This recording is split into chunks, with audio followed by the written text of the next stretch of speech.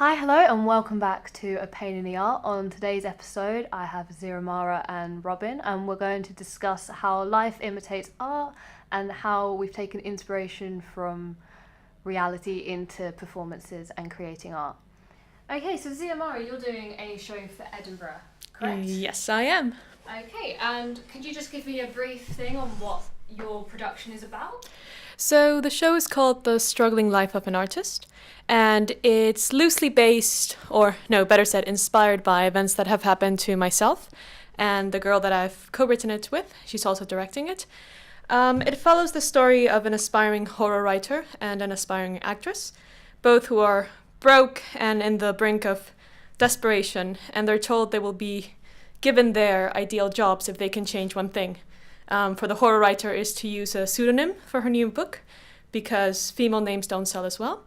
And for the actress, it's to be sexier and sort of use her body instead of her words. And then the play sort of follows them on whether or not they're going to give in and accept the job, or if they're going to stay true to their artistic morality but lose the opportunity of a lifetime.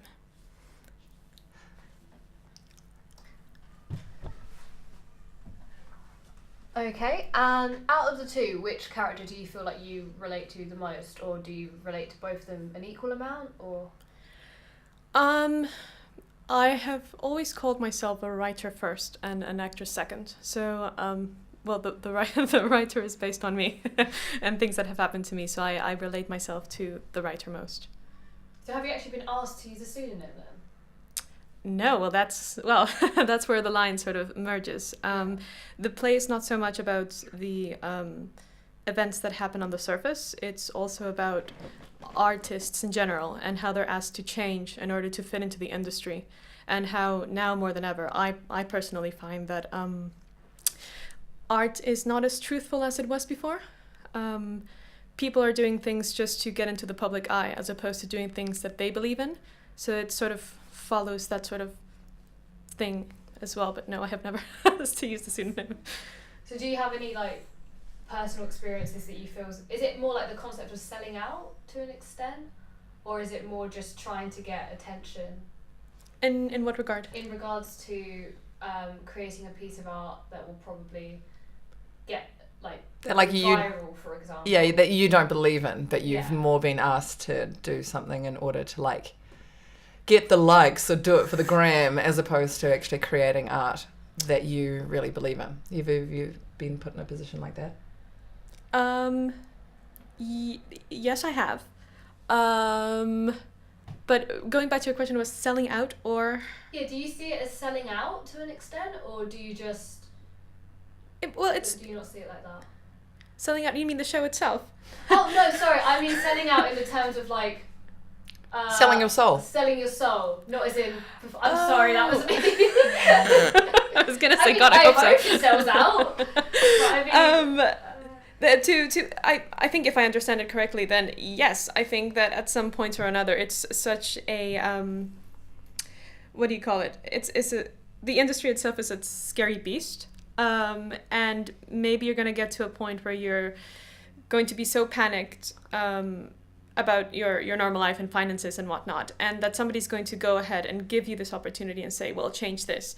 And I wonder if, as an artist, you will just be in a position where you'll say, fine, and you'll do it, and you'll sell your soul to the devil, as to say. So yes, I guess, yes, if that's what you asked. Yeah, I think so. I don't know. She asked the question so long ago, I can't even remember what the question was. Love it. No, that's fine, I'm just trying to word the sentence in my head because I've got it, but it's just there's a few bits missing. So is this the first play you've written, or have you written many, or? I have written plays before, but they were all fictional accounts. So this is the first one where I like to say it started out, the first draft was sort of like a rant of myself and my best friend who I've written it with, Tamil and Grant, of us sort of going, oh, we're broke and we have to pay bills, and how are we supposed to get into the arts if we have so many things going on against us, and da da da da da. And then it sort of escalated and developed into a tackle on feminism and sexism and millennial angst and my God, I've lost my train of thought. What were you gonna? How did it? Yeah, no, where did it come around from? That's right. No, it's not the first play that I've written. Previous to this, I was working and still working on a musical. Mm-hmm. So and a film script as well. But this is the first time that I've sort of written something specifically for stage that has a lot of personal anecdotes, sort of weaved into the lines. And how did you find that translation of personal experience into sort of like a fictional world, if that makes sense? Like, how did you find like the fine line between revealing maybe too much or revealing things that may seem like a big thing to you but would not be to someone else? Like, how did you balance that? I've always really liked metaphors. So my degree is in creative writing, so whenever I write stories or novels or anything, I find it easy to put a story on the forefront and then have the real story sort of underneath the surface. So balancing that out wasn't that difficult. What I think will be difficult once I get on stage is when I say things that only a few close people to me know. So I know that they will know what I'm talking about. And it's some things that are quite personal, but I think they're important to the development of the story and the whole arc and the whole message as well. Those things I have not tried to sort of interweave with fiction because there's a reason for it. Yeah, I suppose that's quite a fine line, really. Like, I'm not brave enough to do anything like that, because I feel as if I'd get on stage, start, and then just be like, and then blah blah blah blah blah blah blah, and everyone would be like, we don't care about this person. That's fine. Robyn, so for the South Africans, I know it's a slightly bit of a genre shift from a failing horror writer. How did you find that fine line between what you could say about necessarily your parents and your upbringing without making any fine lines? Do you feel as if with comedy it's easier to make a slight dig, or not so much? No, comedy. I really like comedy, but that's just the kind of theatre that I write. I'm a big fan of kind of being very comedic. I'm a big fan of being very comedic, and then kind of not letting the audience down at the end, but like I like to make them laugh and then hit them with something sad. So I literally in the South Africans, there's a lot of stuff of where I can hear the audience laughing, and then I'll just give a pause because we can edit this. Okay, go. Cool. I can hear the audience. So there's a lot of times in the South Africans where I can hear the audience laughing and then I hear them immediately go, "Aww," like that, like straight after the laughter. So that's the kind of theatre that I like to write. I like to kind of make it quite a roller coaster. The Afreakin Family, the new show, that's, you know what, it's actually become really difficult. And the more that I am rehearsing the show and the more that I'm writing it, the more I am really reluctant to rehearse it.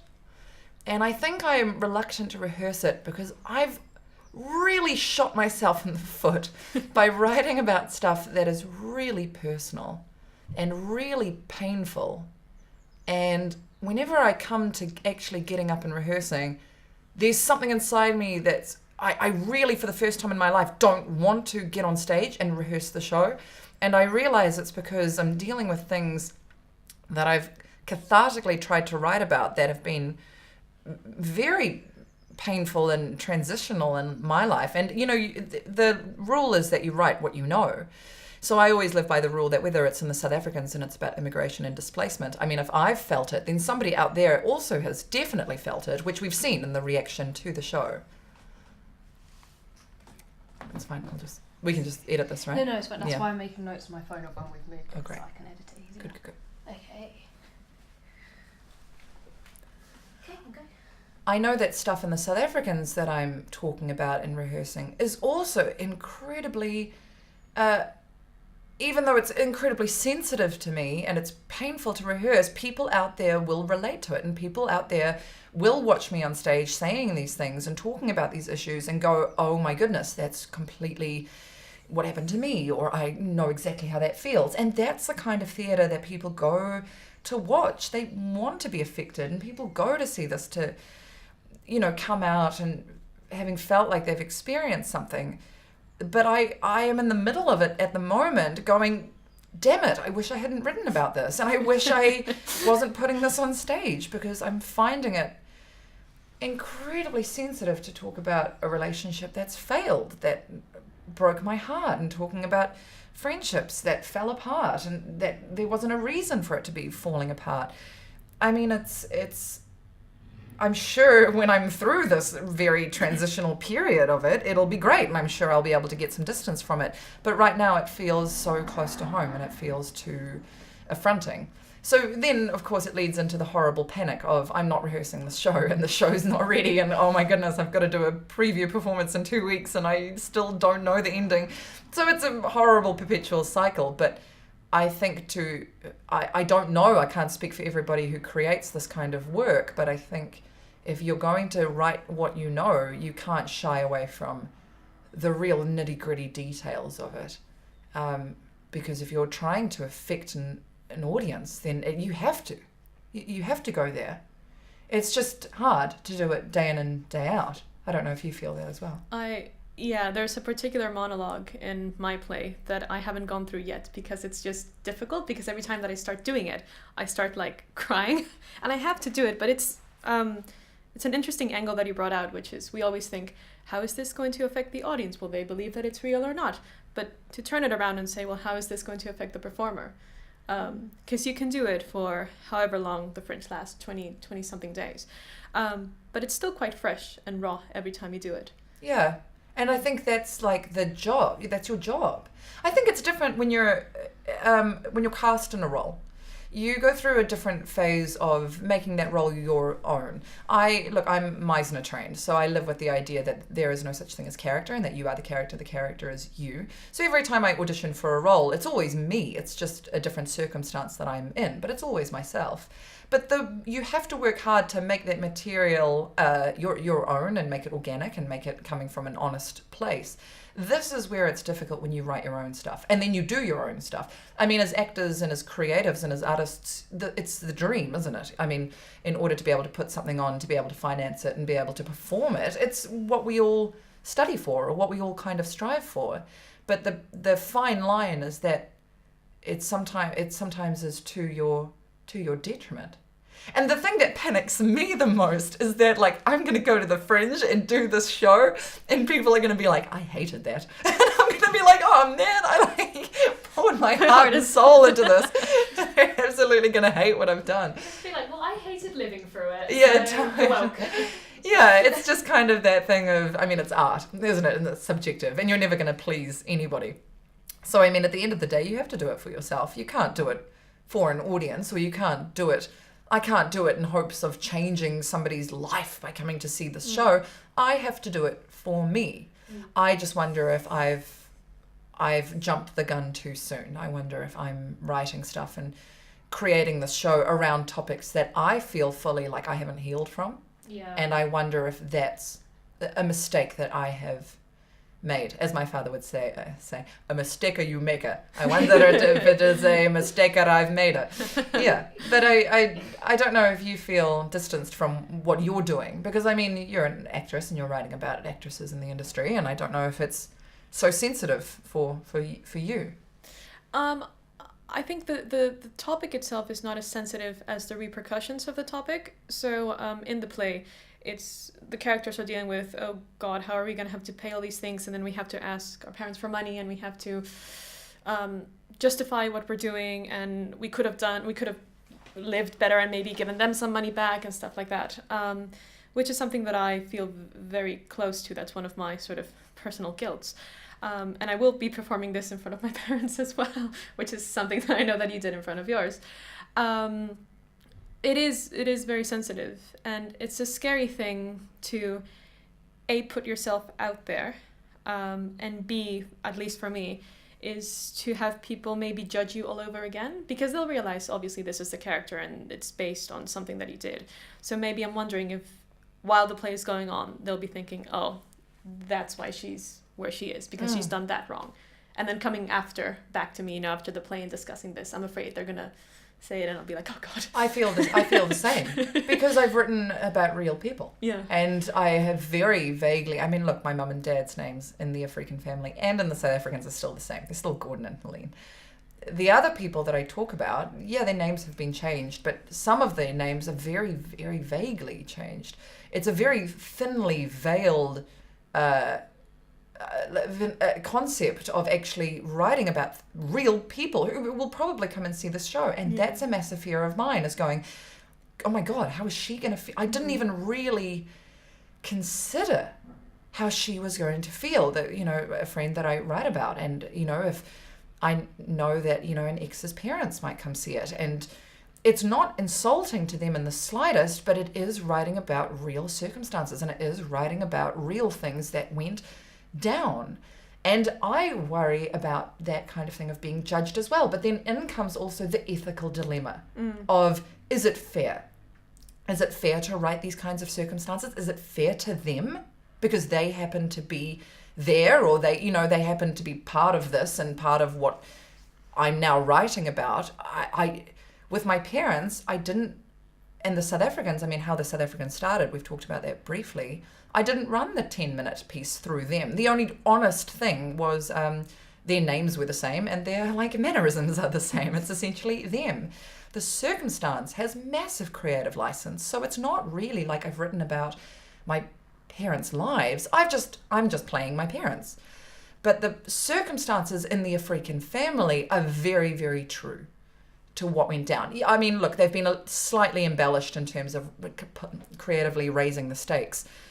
But the feelings and some of the things I say, word for word, went down in my life. And then not only do I worry about what you're saying of being judged, I worry about, was it right of me to do this? And did I have the right to do this without running it past them?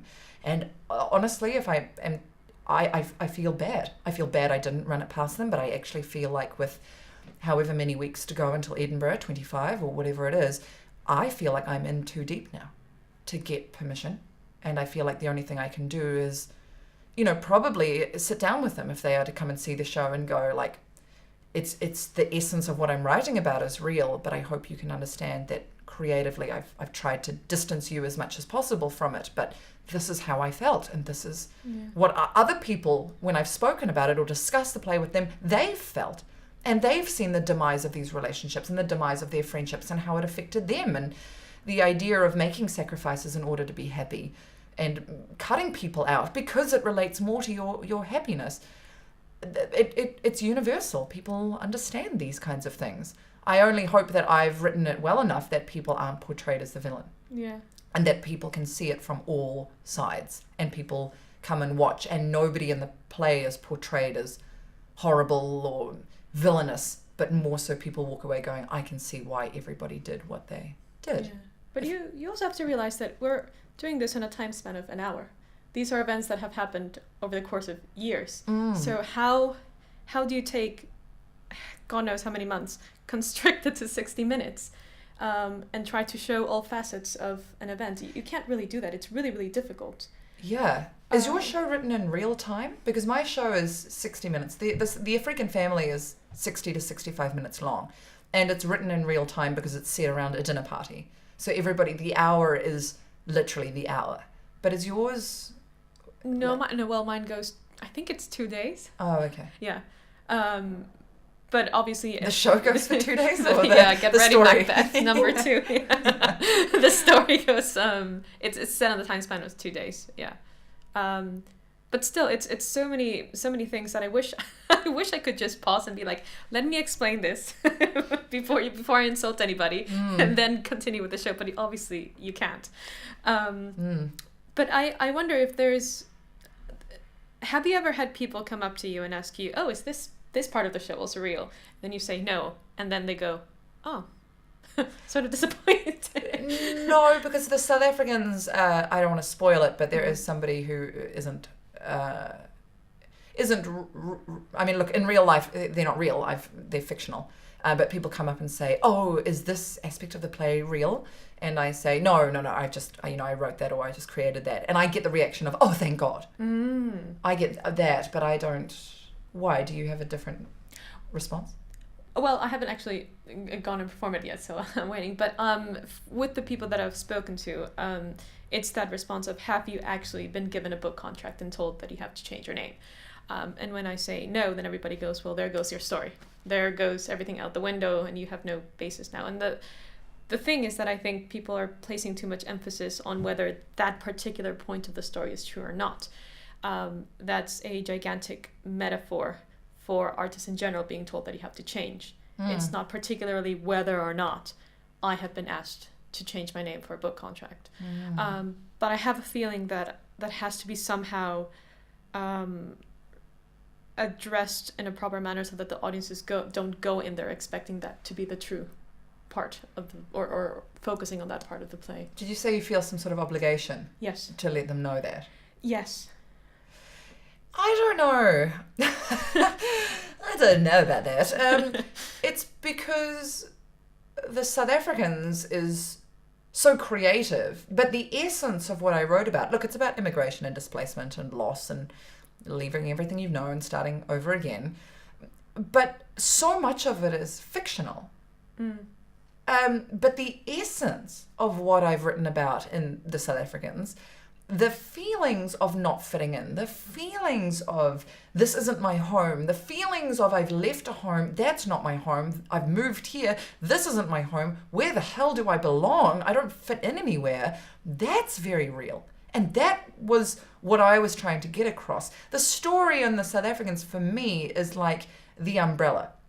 It just kind of covers the essence of what I'm actually trying to convey and what I want the audience to feel, of that feeling of just being slightly out of place and not really fitting in. That's what I want them to take away from it. If you want your audience to take away the feeling of, yeah, I've been asked to sell my soul in order for me to achieve my dream, or yes, it's unfair. I've been in situations like that, not even creatively, but I don't know, businessmen or doctors, or the gender pay gap, or the divide of females versus males in the workplace. Oh yes, the female says, I was told to dress like this if I wanted the job. If I wanted to move from HR up into corporate or whatever, I needed to do this. And I thought that was unfair because nobody else was asked to do this. If that's what you're trying to say, then I think do whatever story you want. You don't have to have lived it.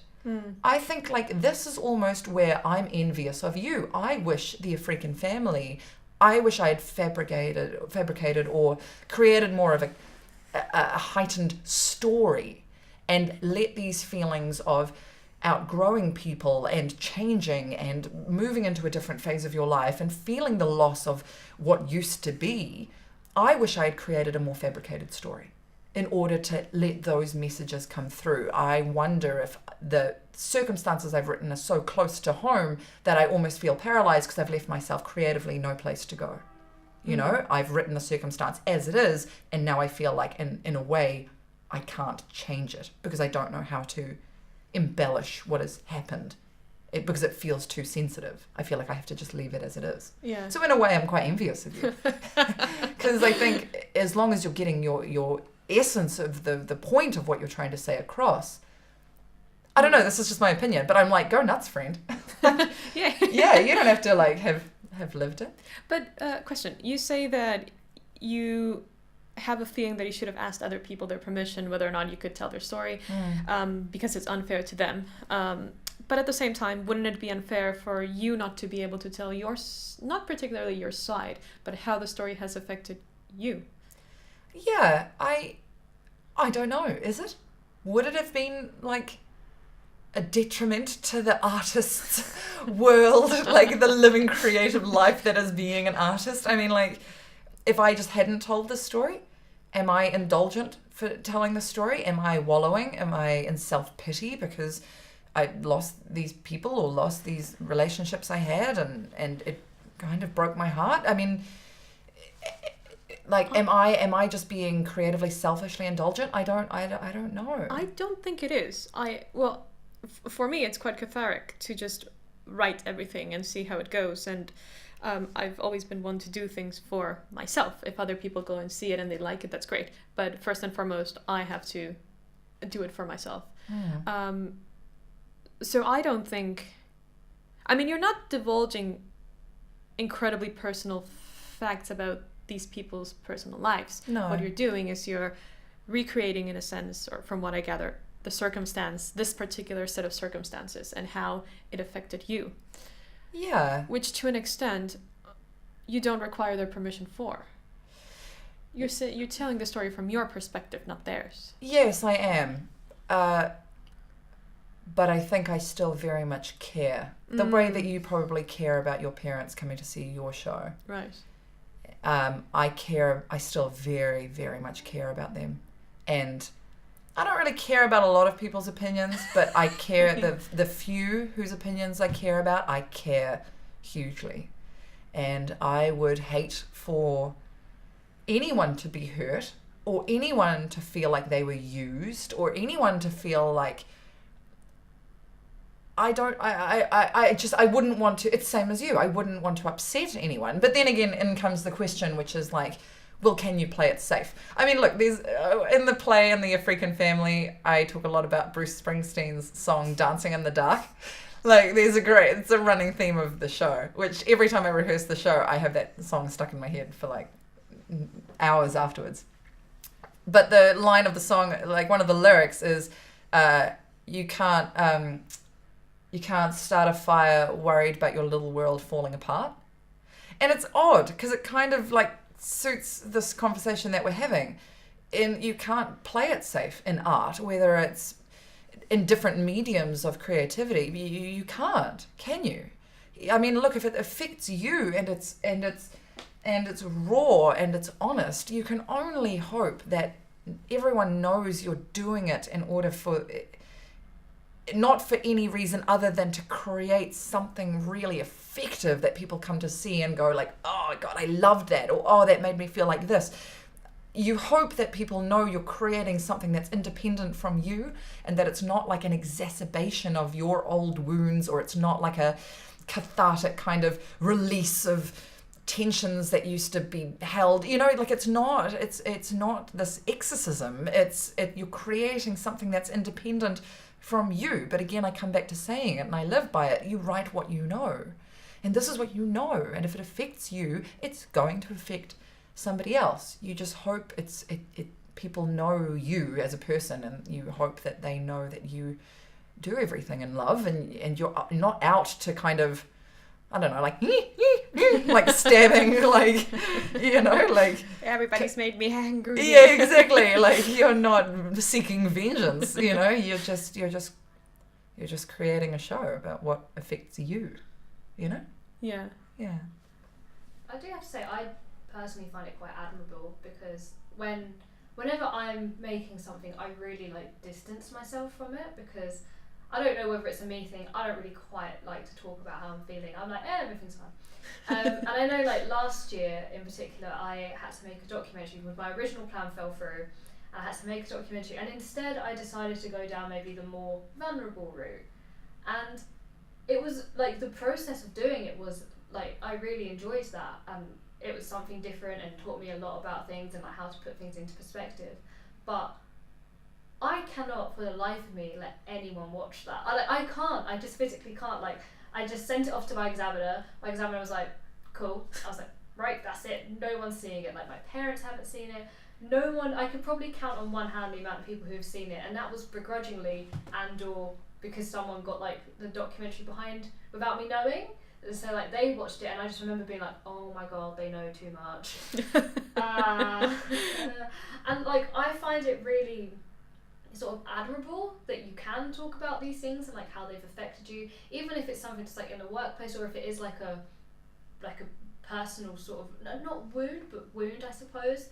I don't know, did you guys ever see the play My World is Exploding a Little Bit? I've heard of it, but I never saw it. Oh my God, it was heartbreaking.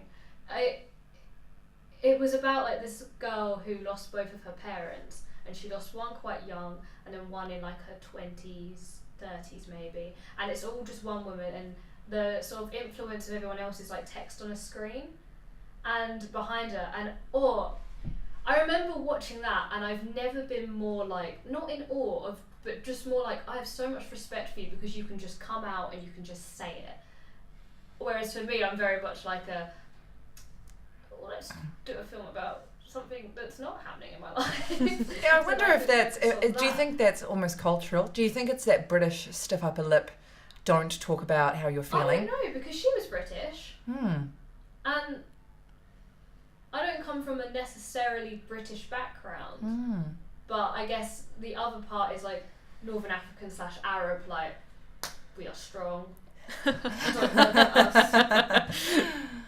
You know, that's sort of like, we're fine. Everything's fine. I don't know, then like the British just like, well, it's raining and the house is on fire, but it's raining, so the house soon won't be on fire. Yeah. Like, I don't know. I just find like, I find it commendable that you can talk about things like that. I wouldn't be able to. I'd be so nervous about offending the other person, but on the other hand, I'm like, screw the other person. I wonder where it comes from, because my brother and I joke that we're the milkman's children, because like my parents and my family, we don't do emotion. Excuse me. My dad's gotten probably more emotional in his old age. You know, like I was home one time in New Zealand and he's like, I want to plant a tree. And I was like, why? And he's like, because we're all home and we're never all home. Like my brother was home as well. And he's like, I want to plant a tree to like commemorate this. We're all like, all right, Dad. I don't think he did. But but my brother and I, we talk about emotions a lot. I think my brother's becoming more stoic the older he gets. But I don't know. I find, emotions, I can talk about them until the cows come home. Really? Yeah. For me, it's the opposite. I have this. Well, my father is German, so he's very 1, 2, 3 mechanic, no emotions, nothing. And my mother is Latina, so it's all over the place, everything. So it's like this constant clash. I think I grew up more leaning towards my father's side, where if something happens, I go, there, okay, step back and run away. But I'm learning to sort of let it go, and doing this show with this amount of personal stuff in it is like a humongous jump. So I'm afraid that I'm saying it's going to be okay, and then the opening night I'll just like crash and burn and stay there catatonic. But don't you find it that it's sort of like a release though, to present this to a bunch of strangers and go, I'm human and I know that you guys are human as well, and I'm speaking for those who can. It sounds incredibly cliche, but bear with me. I'm speaking for you who cannot speak at the moment, but I'm saying things that you might want to express. I'm sort of. Am I making sense? Yeah, you are. Yes, and I understand what you're saying. I don't think I have that. I don't think I have that thing of let me say what you can't, or let me stand up for you. What I have is like a visceral feeling of like I almost like put it on the table and leave it there in terms of doing the show. I go like, here's what I feel. Here's the show about these things, about change, about losing people, about finding happiness, about severing relationships. I put it there and I go, yeah, take what you want from it. And so if people go, oh, that was really great, she played 4 characters and it was really funny and I liked it, I go, great, you were just simply entertained, that's awesome. If people go, oh my God, you wrote our story and you wrote about my ex and you wrote about that loss of love and my severed relationship with my family, then I go, great, you got that as well. But I think that I'm that person. I hate being in a theatre and the playwright's message being shoved down my throat. I'm a big fan of metaphors as well, and that's my kind of feeling. It is cathartic, but for me, in a sense, it doesn't go any further than going, here it is on the table, this is what I've done, this is what I've created. I stop there. The minute I try and go, let me voice your buried pain and let me like stand up for you, the wounded, is the minute that I feel like my for me personally, my focus has gone awry, because it's not about the audience getting what I'm saying.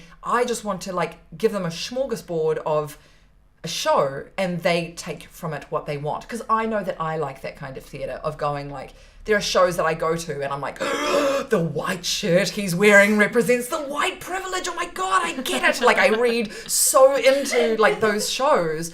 Or there, and I love that kind of thing where the playwright trusts me to get it, but I know other people love going and having the message just like there, and they go, oh, I loved it because I got it.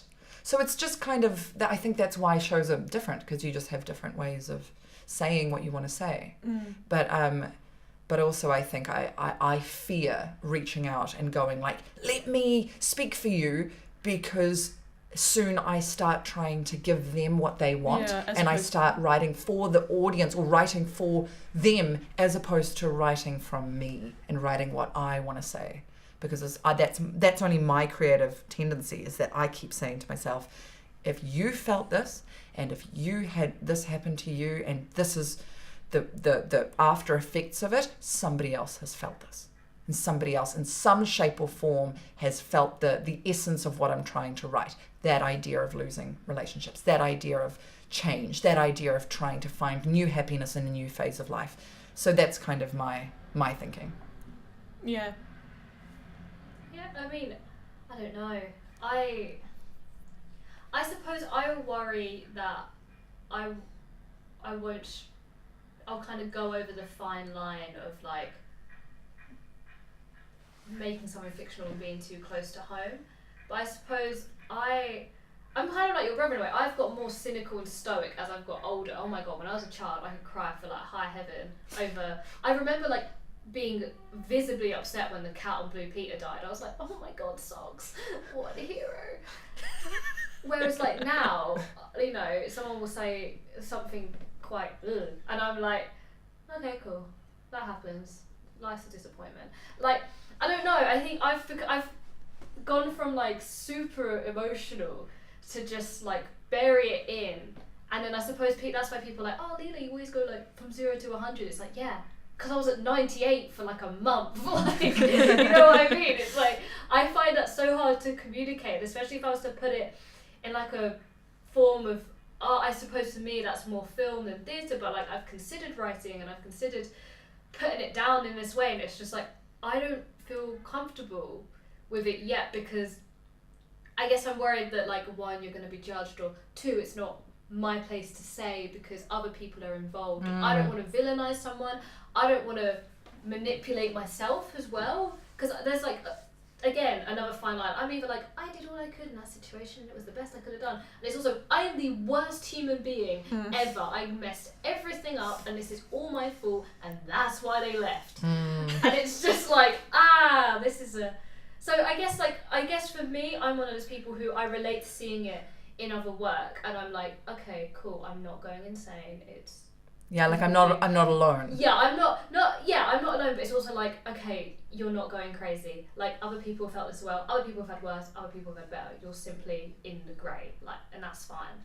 And I think that's what I find appealing about the South Africans, especially like the bit at the end of the first one. That kind of reminded me of some things, and I was like, oh. Because I remember I came up to you and I said, Clive and Gordon so remind me of my granddad and his friend, like just so much. And the way that they became friends is similar to how Helene and Clive have become friends in the last few scenes. And I remember just watching it and I was like actually just kind of like smiling to myself like, oh, that's like Frank. And like, I don't know, to me I find it easier to distance myself and find it in something else rather than deal with it myself and have to put that out for people, because I'm just like, oh, I'm gonna get ripped for this. I don't know, maybe that's just me, I don't know. But I like the challenge. I like putting myself in the uncomfortable situation of being, either they'll relate to me and it'll be somewhat okay, or they will tear me to bits. Maybe I'm a masochist. Maybe. But I do worry I let myself rot in a comfort zone. Like, if I'm not, I understand there's the challenge of it, but I'm like, let's just put that at arm's length. And like, I like the idea of a challenge, and I like the idea maybe if I approached it in a different way, but I just suppose I'm sort of limited, like, in what different way is that? Or what's the best way to illustrate my points and how to approach that, I suppose. And I guess it's just like, if you're on stage, I'm like, oh god, it's just me. Like, they can only see me. Whereas if it's a film, I can be like, haha, it's on a screen. That's not me. It's all on screen. Like, you don't know that. But yeah, I don't know. Yeah, it's odd. It's I mean, well, look, this is why society is the way it is. I mean, like, God, if we were all like happy to be on stage and like air our like wounds, as you say, then like society would be weird. So this is why everyone's different in that sense. We'll probably, if we had other people in here, they'd probably be uncomfortable with this whole conversation. People hate talking about emotion. People see it as a sign of weakness. You're talking about your Arab background. Yeah, it probably comes down to survival. The minute you showed emotions, the minute you probably got picked off. I mean, like, you don't know. It's just kind of one of those things of everyone is different in that sense. And you're right. We probably are masochists. And is that the right word? I think so. Masochist? I don't know. Sadist? Sadists. I thought that was... No. We'll delete this bit. But but I'll just insert a clip of me reading the dictionary definition instead. It's one of those things, you know? Yeah. And this is why you're creating your show and I'm creating my show. Yep, okay. So that's pretty much, I feel like we've kind of reached a nice natural conclusion. Yeah, thank you for coming on, Xiomara, and I wish Thank you you all for the best having for the me. show. Thank Very you. welcome. What's it called again? It's called The Struggling Life of an Artist, and it will be on from the 1st to the 26th of August at Sea Aquila Sea Venues on the Mile. On the Mile? On the Mile, Ooh, yeah. What? on the See you mile. there. Yeah. Do you have any social medias you want to plug for it, or? Yeah, so our Instagram and our Twitter and our Facebook, they're all just Hitting Heads Productions. Mm-hmm. So if you can just hashtag Hitting Heads or find that Hitting Heads, just Hitting Heads everything and you'll find it. Okie